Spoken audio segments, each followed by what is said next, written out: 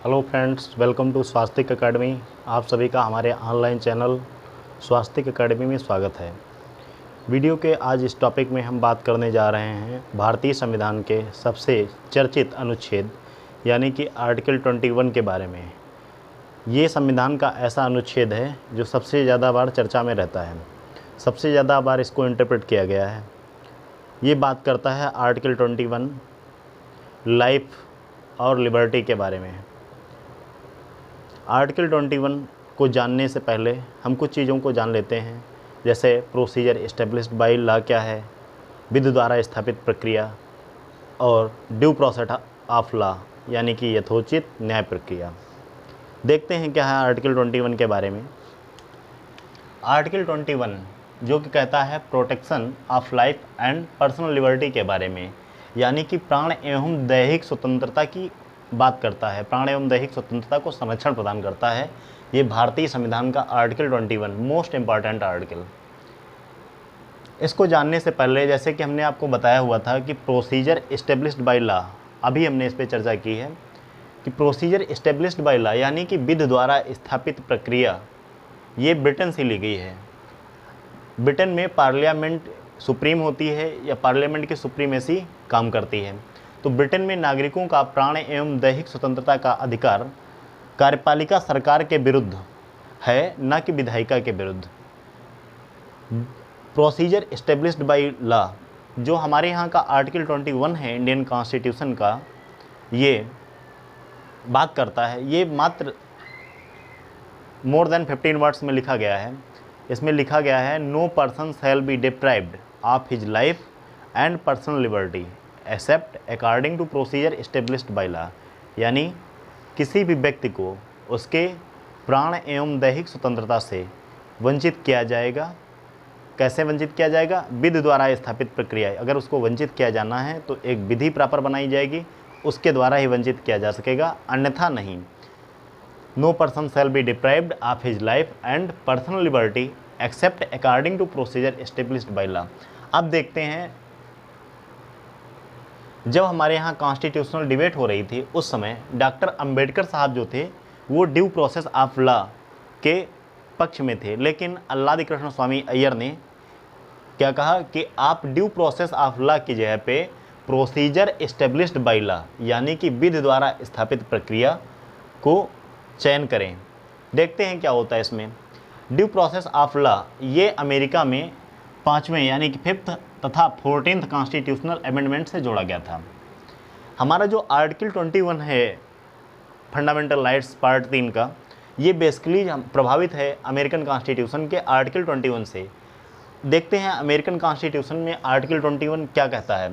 वहाँ का जो 21 है अमेरिका का कॉन्स्टिट्यूशन में जो आर्टिकल है वो कहता है no person shall be deprived of life and personal liberty except according to due process of law.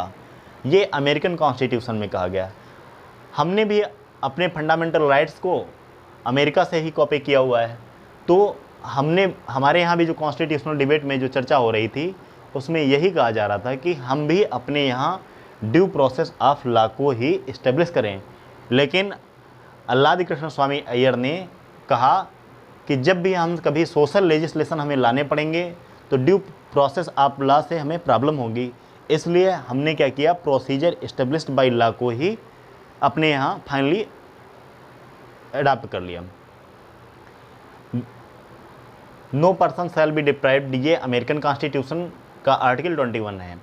अब देखते हैं ड्यू प्रोसेस ऑफ लॉ होता क्या है।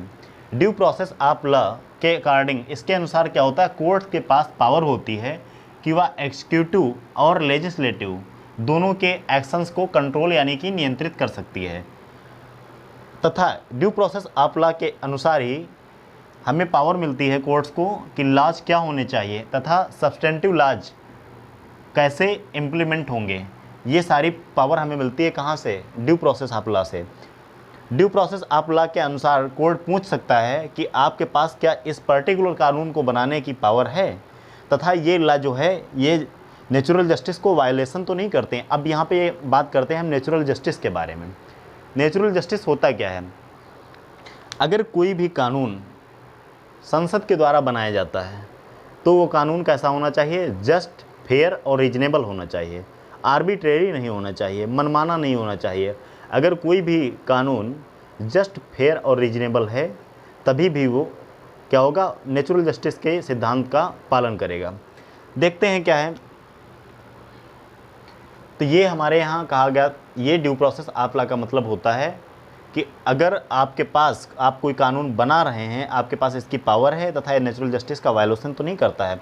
अगर इन दोनों प्रश्नों के उत्तर निगेटिव सेंस में हैं तो कोर्ट्स क्या करेगा? ऐसे कानून को इनवैलिड डिक्लेयर कर सकती है।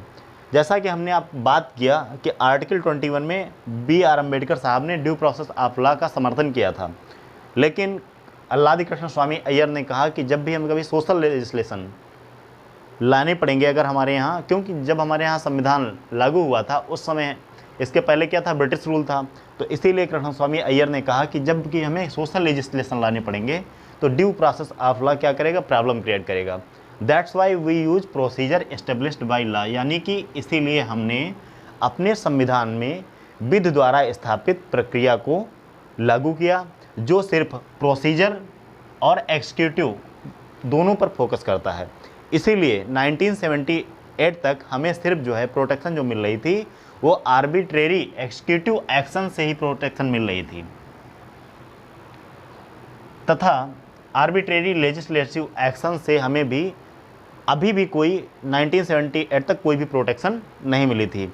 इसके बाद आर्टिकल 21 को समझने से पहले हमें कुछ वर्ड्स हैं, जैसे मैंने आपको बताया procedure established by law, personal liberty और लाइफ को समझना पड़ेगा। अगर हम ये 3 वर्ड समझ लेंगे तो हम आर्टिकल 21 बहुत इम्पॉर्टेंट आर्टिकल है, तो इसके इम्पॉर्टेंट फीचर्स को समझ सकते हैं। हमारे पास कुछ केसेस हैं, उसके माध्यम से हम देखेंगे पर्सनल लिबर्टी क्या है। पर्सनल लिबर्टी से रिलेटेड पहला केस था जो कि A.K. Gopalan versus State of Madras. इसके बाद दूसरा केस आया Maneka Gandhi versus Union of India 1978।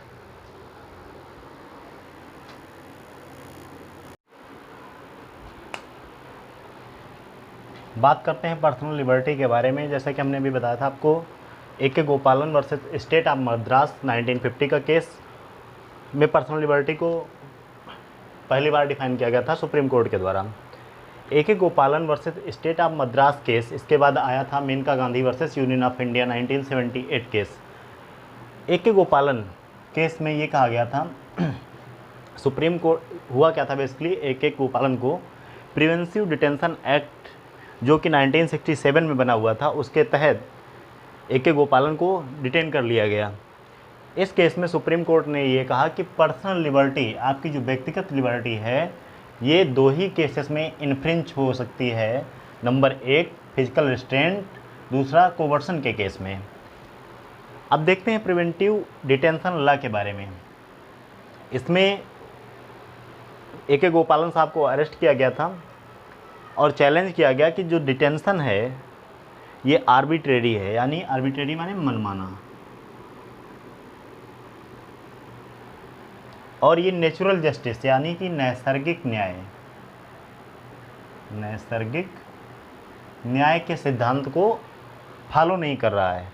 ये वायलेशन कर रहा है भारतीय संविधान के अनुच्छेद 19, 20 और 21, तथा इसके साथ साथ ये नेचुरल जस्टिस यानी कि नैसर्गिक न्याय का जो प्रिंसिपल है उसको भी वायलेट करता है। सुप्रीम कोर्ट ने क्या कहा? सुप्रीम कोर्ट ने कहा कि protection under article 21 against arbitrary executive actions, आपको जो आर्टिकल 21 के अंदर प्रोटेक्शन मिला हुआ है ये सिर्फ किसके विरुद्ध है? आर्बिट्रेरी एग्जीक्यूटिव एक्शंस के, ना कि लेजिस्लेटिव एक्शंस के। एग्जीक्यूटिव एक्शन का मतलब अगर राज्य किसी लेजिस्लेटिव या लेजिस्लेशन के तहत आपको मेयरली आर्बिट्रेरली एग्जीक्यूटिव एक्शंस लेके डिटेन करना चाहता है, that it is violative of article 21। मतलब ये सारी चीज़ें, मतलब सुप्रीम कोर्ट ने A.K. गोपालन के केस में आर्टिकल 21 का एक नैरो इंटरप्रिटेशन किया था। इसका व्याख्यात्मक इंटरप्रिटेशन सुप्रीम कोर्ट ने किया है मेनका गांधी के केस में। सुप्रीम कोर्ट ने और भी कहा कि validity can not be question on the basis of due process of law, मतलब इसकी जो वैलिडिटी है इसको आप ड्यू प्रोसेस ऑफ लॉ के आधार पर क्वेश्चन नहीं कर सकते। As article 21 only mentioned procedure established by law and not its reasonability. Article 21 जो बात करता है, ये सुप्रीम कोर्ट ने ए के गोपालन के केस में कहा था कि ये इसकी रीजनेबिलिटी के बारे में बात नहीं करता है, ये सिर्फ प्रोसीजर एस्टेब्लिश्ड बाय लॉ के बारे में ही बात करता है। सुप्रीम कोर्ट ने 1950 में जो एक केस आया था ए के गोपालन का, उसमें पर्सनल लिबर्टी को ध्यान में रखते हुए इसका एक नैरो इंटरप्रिटेशन किया, इसको ओवर रूल किया गया मेनका गांधी के केस में। ए के गोपालन के केस में डिटेंशन जो था, ए के गोपालन का डिटेंशन हेल्ड किया गया, रीजनेबल कहा गया सुप्रीम कोर्ट के द्वारा, जस्ट कहा गया और कहा गया कि ये आर्टिकल 21 जो है इसके वायलेटिव नहीं है। इसके बाद आया Maneka Gandhi case, Maneka Gandhi versus Union of India 1978। हुआ क्या था, बेसिकली मेनका गांधी का passport ministry of external affairs ने जब्त कर लिया था। रीजन जब पूछा गया मिनिस्ट्री ऑफ एक्सटर्नल अफेयर्स से, तो मिनिस्ट्री ऑफ एक्सटर्नल अफेयर्स के द्वारा ये कहा गया कि ऐसा आपके पासपोर्ट को जब्त करने का कारण सिर्फ पब्लिक इंटरेस्ट है। इस मैटर को चैलेंज किया गया सुप्रीम कोर्ट में, और जब चैलेंज किया गया ये अंडर आर्टिकल 32 के अंदर, आर्टिकल 32 के अंदर चैलेंज किया गया। जब कभी, मैं आपको एक बात बता दूं, जब कभी फंडामेंटल राइट्स का आपके वायलेशन होता है तो आप भारतीय संविधान के अनुच्छेद 32 के तहत सीधे सुप्रीम कोर्ट में जा सकते हैं और 226 के तहत हाई कोर्ट में जा सकते हैं। तो मेनका गांधी चली गई सुप्रीम कोर्ट अंडर आर्टिकल 32 और उन्होंने कहा कि article 14, 14, 19, 21, 14, 19, 21 also against the natural justice. इसके बाद मेनका गांधी ने कहा कि this curtailed my right to move freely abroad, ये जो आपने पासपोर्ट जब्त किया हुआ है इसके कारण हम जो है मुक्त या आबाद रूप से थ्रू आउट नहीं घूम सकते हैं, हमें जो है पूर्णतः जो घूमने की स्वतंत्रता है हमारी बाधित हो रही है, जो कि हमारे आर्टिकल 19 में दी गई है।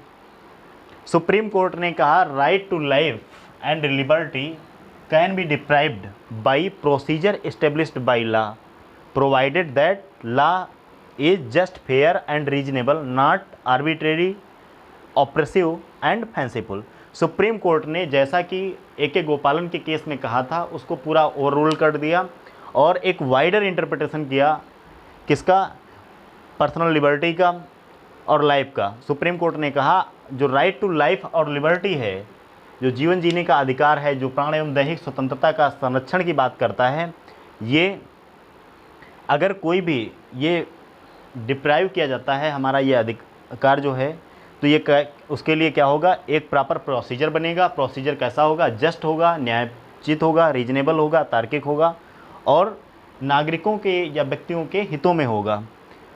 आर्बिट्रेरी मनमाना नहीं होगा, ऑप्रेसिव नहीं होगा। ऑप्रेसिव का मतलब होता है एलोइंग नो फ्रीडम, ऐसा कानून जो किसी भी प्रकार की आज़ादी या लिबर्टी नहीं देता है। फैंसीफुल मतलब काल्पनिक, अनरियलिस्टिक नहीं होना चाहिए। तो ये जैसा भी कहा गया था ए के गोपालन के केस में, उसका कंप्लीटली, उसको पूरी तरीके से Maneka Gandhi versus Union of India के केस में क्या कर दिया गया, उसको ओवर रूल कर दिया गया। अब बात करते हैं 1978 के बाद due process of law, due process of law.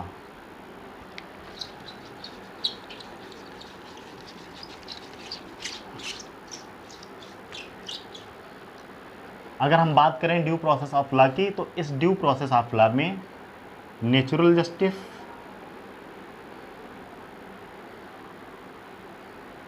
Plus procedure established by law,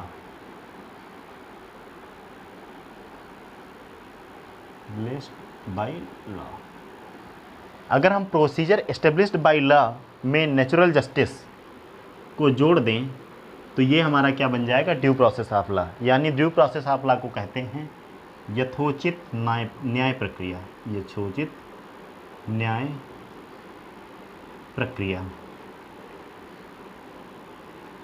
और नेचुरल जस्टिस मतलब नैसर्गिक न्याय। प्रोसीजर एस्टेब्लिश्ड बाय लॉ मतलब विधि द्वारा स्थापित प्रक्रिया, विधि द्वारा स्थापित प्रक्रिया। तो नेचुरल जस्टिस में प्रोसीजर एस्टेब्लिश्ड बाय लॉ को जब जोड़ दिया जाएगा तो ये क्या हो जाएगा, ड्यू प्रोसेस ऑफ लॉ के इक्वल हो जाएगा। तो इस प्रकार से हमारे यहाँ भारतीय संविधान का जो आर्टिकल 21 है, इसमें मेनका गांधी के केस के बाद से ये जो ड्यू प्रोसेस ऑफ लॉ है और प्रोसीजर एस्टेब्लिश्ड बाय लॉ है, प्रोसीजर एस्टेब्लिश्ड बाय लॉ को मेनका गांधी के केस के बाद से ड्यू प्रोसेस ऑफ लॉ के इक्वल मान लिया गया। उम्मीद करता हूँ यहाँ पे आपको दोनों केसेस के बारे में और आर्टिकल 21 के बारे में कुछ जानने को मिला होगा। ये हमारे आर्टिकल 21 का पार्ट 1 है, क्योंकि आर्टिकल 21 बहुत व्यापक है, इसलिए इसको एक वीडियो में कवर कर पाना बहुत ही मुश्किल है। इसके नेक्स्ट वीडियो में हम बात करेंगे इसके जो रिमेनिंग क्लाज हैं, जैसे राइट टू प्राइवेसी है, वो भी आपका आर्टिकल 21 में शामिल किया गया है। राइट टू एजुकेशन है, वो भी आर्टिकल 21 में जोड़ा गया है। और बहुत से आर्टिकल्स हैं, बहुत सी चीज़ों के बारे में जानेंगे, यूथनेसिया के कॉन्सेप्ट के बारे में जानेंगे, लिविंग विल के कॉन्सेप्ट के बारे में जानेंगे। तो नेक्स्ट पार्ट में हम इसके जानेंगे। तब तक के लिए आप इस वीडियो को देखिए, हमारे चैनल को ज़्यादा से ज़्यादा सब्सक्राइब कीजिए, शेयर कीजिए, लाइक कीजिए, कमेंट कीजिए। धन्यवाद।